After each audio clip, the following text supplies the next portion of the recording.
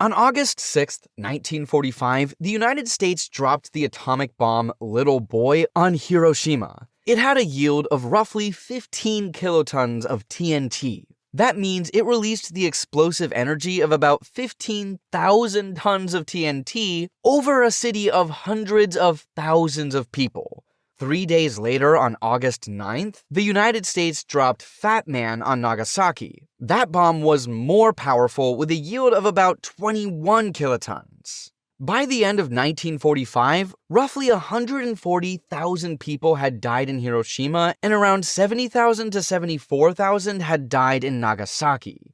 Many died instantly from blast and fire. Others died days, weeks, or months later from burns, radiation sickness, and injuries that hospitals had no way to treat at that scale. And yet, compared to the weapons that came later, Hiroshima and Nagasaki were small. A modern strategic nuclear warhead can be 10 times, 20 times, or even hundreds of times more powerful. The largest nuclear weapon ever detonated, the Soviet Tsar Bomba, was about 50 megatons, more than 3,000 times the explosive yield of Hiroshima.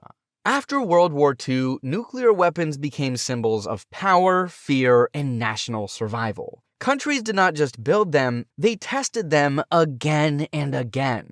The United States has conducted about 1,030 nuclear tests. The Soviet Union and Russia, about 715. France, 210. The United Kingdom, 45. China, 45. India, 3. Pakistan, 2. And North Korea, 6. Altogether, at least 8 countries have carried out more than 2,000 nuclear test explosions since 1945. But nuclear power is not just about how many bombs a country has. It is also about how those bombs can be delivered. That brings us to the nuclear triad.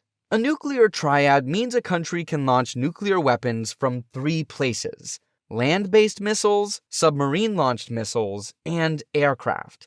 The logic is terrifying but simple. If an enemy destroys one part of your nuclear force, the other parts survive. Underground missiles may be hit, air bases may be attacked, but submarines can hide in the ocean. Bombers can be recalled after takeoff. A triad is designed to make a first strike almost impossible to win. Not every nuclear country has a full triad. Some have only submarines. Some have mostly land missiles. Some are still developing their sea or air legs. So let's go country by country. The United States is estimated to have a total nuclear inventory of about 5,042 warheads, with around 3,700 in the military stockpile. About 1,770 are deployed, roughly 1,370 on ballistic missiles, about 300 at strategic bomber bases, and around 100 tactical nuclear bombs deployed in Europe.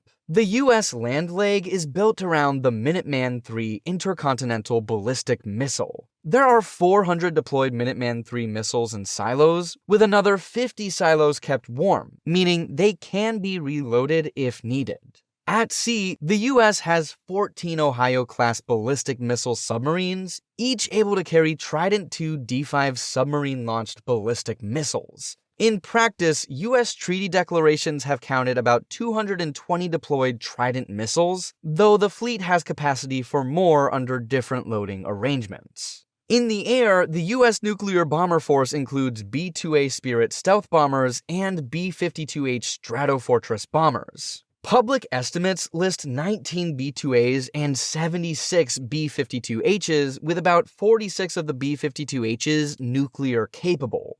Around 60 bombers are thought to be assigned nuclear missions. The B-1B is no longer nuclear capable. Russia has the largest nuclear inventory in the world, about 5,420 warheads with roughly 4,400 in the military stockpile. Around 1,796 strategic warheads are estimated to be deployed, about 892 on land-based ballistic missiles, 704 on submarine-launched missiles, and about 200 at bomber bases. Russia's land-based missiles include silo and road-mobile systems such as the Yars, the Sarmat known as Satan II, and the Avangard hypersonic glide vehicle system. Public estimates for 2026 list hundreds of deployed Russian strategic launchers. At sea, Russia operates a strategic submarine force that includes modern Bory-class submarines. Each Bory-class submarine carries 16 Bulava submarine-launched ballistic missiles. Russia also retains older ballistic missile submarines as part of its wider sea-based deterrent. In the air, Russia uses two 95 ms and two 160 strategic bombers armed with nuclear-capable cruise missiles such as the KH-102 and the KH-47M2 Kinzhal hypersonic ballistic missile. Public estimates put Russia's active strategic bomber inventory at around 60 aircraft. China is the fastest-growing nuclear power. It is estimated to have about 620 nuclear warheads as of 2026, and US officials have projected that China could reach around 1,000 warheads by 2030 if current trends continue. China's land-based nuclear missiles include systems such as the DF-5, DF-31, DF-41, and the dual-capable DF-26 intermediate-range missile. The DF-26 force has expanded dramatically, with public estimates describing hundreds of launchers and missiles, though not all are necessarily nuclear-armed. At sea, China operates 6 Type 094 Jin-class ballistic missile submarines associated with JL-2 and newer JL-3 submarine-launched ballistic missiles. China is also expected to develop the larger Type 096 submarine in the future. In the air, China has restored a nuclear role to its bomber force. The key aircraft is the H-6N, which may carry an air-launched ballistic missile often referred to as JL-1. Public estimates suggest around 20 H-6N bombers assigned to this emerging nuclear mission. France has a smaller but highly sophisticated nuclear force, with an estimated stockpile of around 290 warheads.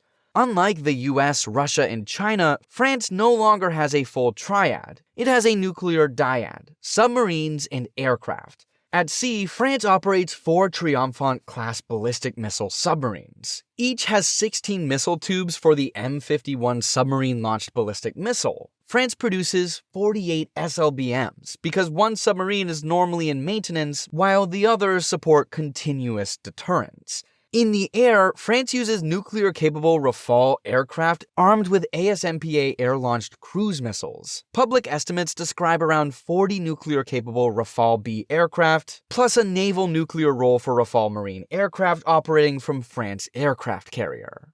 The United Kingdom is unusual because it has only one nuclear delivery system: submarines. The UK is estimated to have about 225 warheads, with up to 120 available for its 4 Vanguard-class ballistic missile submarines. Each Vanguard has 16 missile tubes and uses the Trident II D5 missile. At least one British submarine is usually on patrol at all times. This means Britain does not have a nuclear triad. It has a sea-based deterrent only. India is estimated to have about 190 nuclear warheads. Its nuclear force is often described as an emerging triad because it has aircraft, land missiles, and a developing sea-based force. India's aircraft leg includes Mirage 2000H and Jaguar IS fighter bombers, with the Mirage often seen as a primary nuclear strike aircraft. Its land-based nuclear-capable missiles include Prithvi-2, Agni-1, Agni-2, Agni-3, Agni-4, and the longer-range Agni-5, with systems like Agni-P also in development. Public estimates include around 24 Prithvi-2 launchers, and about 16 launchers each for Agni-1, 2, and 3. At sea, India operates the Arihant-class ballistic missile submarine force. INS Arihant and INS Arigat each have 4 missile tubes, able to carry K-15 short-range submarine-launched missiles, while the longer-range K-4 is being developed. A larger follow-on submarine is reported to have 8 missile tubes. Pakistan is estimated to have about 170 nuclear warheads. It has a strong land-based missile force, an aircraft leg, and a developing sea-based leg. Pakistan's aircraft leg is believed to include Mirage 3 and Mirage 5 aircraft. The Mirage 3 has been associated with the Rod and Rod 2 air-launched cruise missiles, while the Mirage 5 has been associated with nuclear gravity bomb missions. Its land-based missiles include Abdali, Ghaznavi, Shaheen-1, Shaheen-1A, Nusr, Gowri, and Shaheen-2, with Shaheen-3 and the MIRV-capable Ababil reported in development or testing. Pakistan's sea leg is less mature. The Babur 3 submarine-launched cruise missile has been tested and is often linked to Pakistan's effort to create a nuclear triad, possibly using Augusta 90B submarines and future Hunger-class submarines. But this sea-based leg is not as clearly established as those of the US, Russia, Britain, France, or China. Israel is the most opaque nuclear power. It does not officially confirm or deny having nuclear weapons. Public estimates usually place its arsenal at around 90 warheads. Because Israel's program is secret, its delivery systems are harder to discuss with certainty. Analysts generally believe Israel could deliver nuclear weapons using aircraft and Jericho ballistic missiles, and possibly sea-launched cruise missiles from Dolphin-class submarines. But public numbers for launchers, warheads per system, and readiness are not reliable. North Korea is estimated to have around 60 nuclear warheads, though the exact number is highly uncertain. Its nuclear force is centered on land-based missiles. These include short-range systems such as the KN-23, KN-24, KN-25, and Hwasong-11 variants, regional missiles such as Pukguksong-2 and Hwasong-12, and intercontinental missiles such as Hwasong-15, 17, and 18. North Korea has tested submarine-launched missile technology and has shown submarine-related ambitions, but it does not yet have a mature, continuously deployed nuclear submarine force comparable to the major nuclear powers. It also does not have a true nuclear bomber leg. Now, let's talk about the most powerful nuclear explosion in history, the Tsar Bomba. On October 30th, 1961, the Soviet Union detonated the Tsar Bomba over Novaya Zemlya in the Arctic. It was dropped from a modified Tu-95V bomber and detonated roughly 4 kilometers above the ground. Its yield was about 50 megatons. To understand the scale, Hiroshima was about 15 kilotons. Tsar Bomba was about 50,000 kilotons. That is not twice as big, not 10 times as big. It was over 3,000 times the explosive yield. The mushroom cloud rose to around 40 miles, or about 64 kilometers, into the sky. Buildings in the abandoned village of Severny, about 34 miles, roughly 55 kilometers, from ground zero, were reportedly obliterated. Damage was observed hundreds of miles away. The following are approximate damage blast and damage zones. From 0 to 4 kilometers, or 0 to 2.5 miles, there was a fireball zone. The fireball was approximately 8 kilometers across. Almost everything exposed inside it would be vaporized, incinerated, or physically destroyed. From 4 to 10 kilometers, or 2.5 to 6 miles, there was extreme destruction, around 20 psi or higher. Reinforced structures could be severely damaged or demolished. Ordinary buildings would be virtually destroyed. 10 to 25 kilometers, or 6 to 16 miles. A severe blast damage, roughly 5 to 20 psi. Most residential buildings collapse, fires are widespread, and survival above ground becomes unlikely. 25 to 60 kilometers, or 16 to 37 miles. Moderate to light blast damage, roughly 1 to 5 psi. Buildings suffer major structural damage nearer the center. Farther out, roofs fail, walls crack, and windows shatter. Up to approximately 100 kilometers, or 62 miles, was the thermal radiation zone. Anyone outdoors with direct line of sight could receive third-degree burns. Combustible materials could ignite. Clouds, smoke, and buildings could reduce exposure. Hundreds of kilometers away, the flash remained visible and the atmospheric pressure wave could still be detected. And up to approximately 900 kilometers, or 560 miles, windows were reportedly broken at some locations. This was not a continuous destruction radius. Atmospheric focusing strengthened the shockwave in certain distant areas. So where does the world stand now? Russia has about 5,420 total warheads. The United States has about 5,042. China about 620. France about 370 total inventory with about 290 in the military stockpile.